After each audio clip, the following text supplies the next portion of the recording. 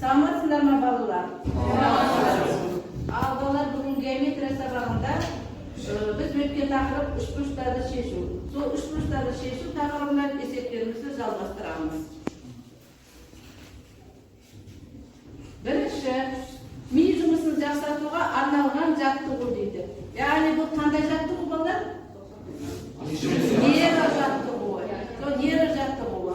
Сол жаттығуды арқылы жасап біз ми оң жақ миымызды, сол жақ миымызды қайтеміз дамытамыз. Сол үшін қазір капитан жаттығуы бойынша бізге әсем көрсетіп тұрады. Сол қимылды қайталауға тырысамыз.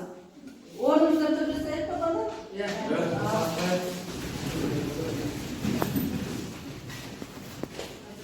Қолымызды істеуіміз керек. Және де орамалған сияқты біз қолымызбен жұмыс істейміз. Яғни бұл миды дамытады. Келесі ойлап алысу керек. Аяқ оқытыра ғой. Сабақтың мақсаты синустар және косинустар теоремаларды үшбұрыштарды шешуге және қолданбалы есептер шығаруға қолданылады. Өте жақсы. Келесі микрофон ортада әдісі. Барлығымыз қолымызда микрофон бар ма балалар? Микрофон алайық. Бұл микрофон ортада әдісі біз бір-бірімізге жалғастырып отырып, өткен формулаларды, үшбұрыштарды шешудің формулаларын бір-бірімізге жалғастырамыз. Және үшбұрыштың ауданын табу формуласын айтсақ та болады. Геометрияның формулаларын бір-бірімізге жалғастырамыз. Ал қай топ бастайық? Бірінші топ бастайық. Бірінші топ бастайық. Ал бастайық. Синустар теоремасымен синус альфа қатынасы ол тең, синус бетаның қатынасы ол тең, синус гамманың қатынасы ол 2 қатынасы. Одан 2πr квадрат. Ал енді келесі тапсырмамыз кесте қағазымен жұмыс жасау. Алдарына қағазды қоямыз, сол арқылы біз тапсырмамызды орындаймыз.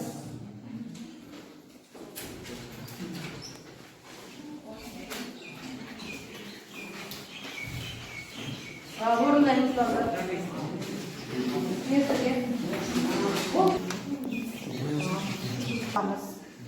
Алға бір қабырғасы 28, 30.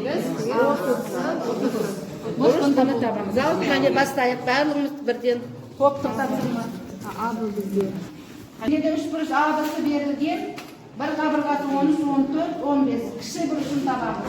Кәде бастайық.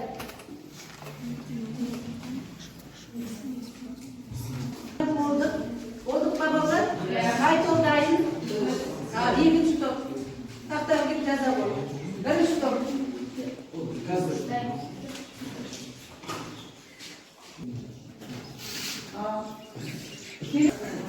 Бір-біріміздің тапсырмамызды жазып отырамыз.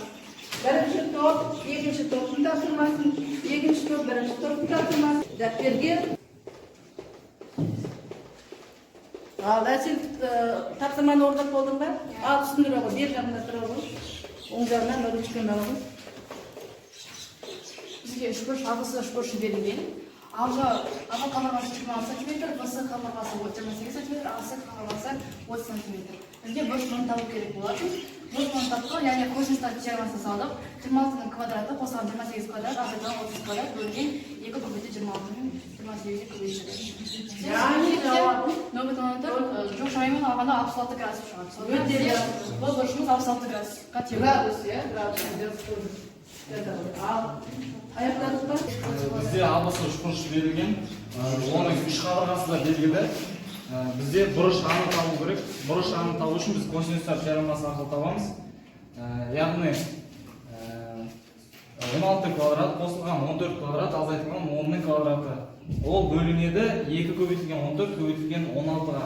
Бізде одағы мән 0,8 шығады. Яғни бұл жерден А бұрышы үлкен бұрыш па, кіші бұрыш па? Кіші Себебі? қарама-қарсы. Қарама-қарсы дұрыс деп айта ғой. Қарама-қарсы қабырғасы. Ол әрбіршін кіші болады. Кіші қабырғаға кіші бұрыш жақсы жатады. Өте жақсы. Отыра ғой. Үшінші топтайымыз ба? Ал кеп жаза. 14 см, асы 13, басы 15 см. Biz косинус альфа формуласымен табамыз. 15 квадрат қосылған 14 квадрат, алу 13 квадрат. Бөлу 2 көбейту 15 көбейту 14. Мәні 5-тен 3 болады. Өте жақсы. Бұл жерде сен нені ұмытып кеттің? Бұрыш, қайсыны табу керек еді? Бұрышын табу керек. Табу керек сұрасты, белгілемей кетіпсің. Өте жақсы. Ал келесі балалар, барлықтарың назарларын тақтаға болсын. Келесі тапсырма, бұл жерде біз жаңа топтық жұмыс жасадық, енді жеке жұмыс. Әрқайсымыз жеке тапсырманы орындаймыз. Барлығымыз шығарамыз балалар. Үш бұрыштың қабырғасы 10 сантиметр, ал оған қарама қарсы бұрышы 150 градус.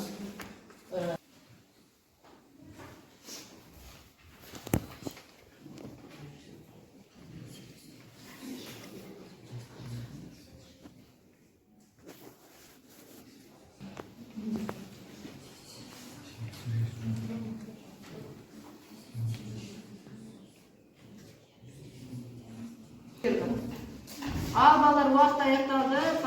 Тапсырманы орындап, бірінші орындап қойған кім болды бізде? Аружан болды. Қалғандарымыз тапсырманы қалай орындағанымызды Аружанның есебімен тексереміз. Мен бағалап отырамыз.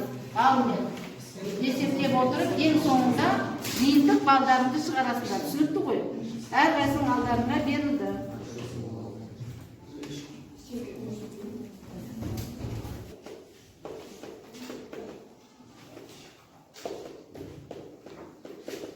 Дұрыс бастап қой балалар? Иә. Синустар 150-ге қатар. Бұл пропорция болғандықтан біз не алмаймыз? Теңдік жалғастырмайды ғой. Бұл жерде сен синус 150-ден неліктен қалай таптың? Өйткені бұл жерде 150 градус дегенде бұл келтіру формуласы арқылы таптық. Сол жерде 150 градусты біз 30 градус деп ары қарай екіземіз. 30 градусты. Себебі бұл 150 градус. 30 градусты. Қай ширекке келеміз? Екінші ширекті синустың таңбасы плюс 30. Атымыз өзгере ме? Өзгермейді. Өте жақсы. Синус 30 градус деп алған дұрыс па екен? Жауабы қанша болды? Өте жақсы. Біз әдістәсін ішіне сыртында, яғни ішіне біз өтіп жатқан формулалар жазамыз да, сыртында өзімізді білетін формулалар жазамыз. Ал бастайық. Бұл топпен жұмыс. Жазамыз. Барлық топпен жұмыс жасаймыз. Burada жазамыз. Ішіне қандай формула жазамыз? Бұл сыртына тезірек басамыз. Косинус квадраты альфа тез жазамыз. Жазамыз. Сыртына сен жазудың формуланы жаза қой. Пифагор ішіне жазылмай ма? Сыртына не? Сырттай қанша беріп формуласы.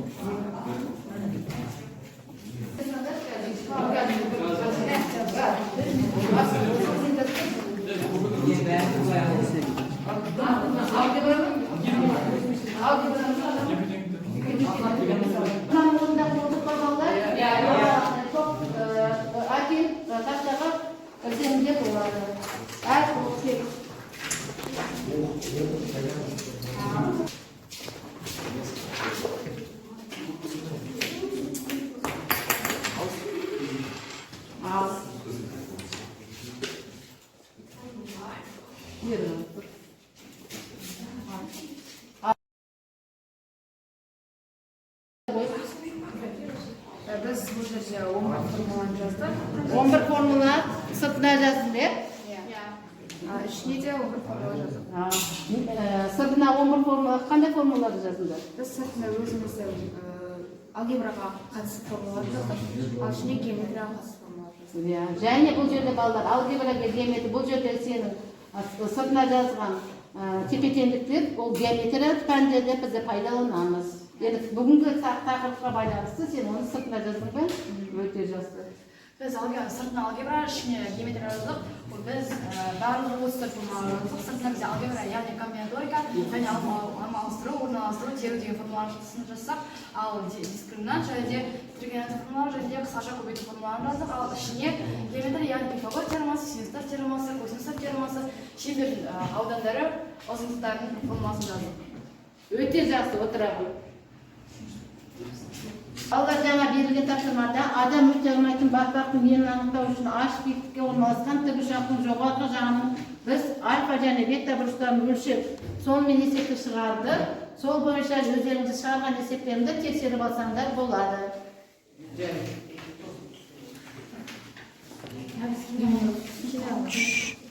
Балалар, мына үй жұмысына берілген тапсырма, кітаптардан белгілеп алыңдар. Бұл жерде теректің биіктігін анықтаймыз. Жаңа тапсырма сияқты орындаймыз. Түсінікті ме, балалар? Ал енді формативті бағалау, жоқ, еркін. Сіздер алдарында жаңағы 10 балмен өздеріңді бағалау тұр, қане бағалаймыз. Бүгінгі сабақты өз-өзімізді бағалаймыз. Бүгін балалар кері байланысымыз еркін микрофон әдісі. Мен бүгінгі сабақтан не үйрендім? Әр топ өзі ойларын айтсын. Біз бұрыннан білетін косинустар және синустар теоремасын қайталадық. Ары қарай біліміміз шыңдалды деп ойлаймын. Бүгінгі сабақ маған өте қатты ұнады. Келесі ойларыңды сабақта сен өзің белсенді жұмыс жасадың ба? Мен бүгінгі сабақта белсенді жұмыс жасадым деп ойламаймын, себебі мен кейбір формулаларды білмеймін. Сабақта белсенді жұмыс жасамадым деп ойлаймын. Әлі нақтылай түсі формула жаттаймыз ба келесі сабақта да? Өте жақсы. Ал бүгінгі сабақ аяқталды. Бүгінгі сабағымызда біз мақсатымызға жетті. Топ басшылары жаңа бағалау қарағынан алыс келіп жинап өткізіңдер. Балалар сау болыңдар. Сау болыңдар.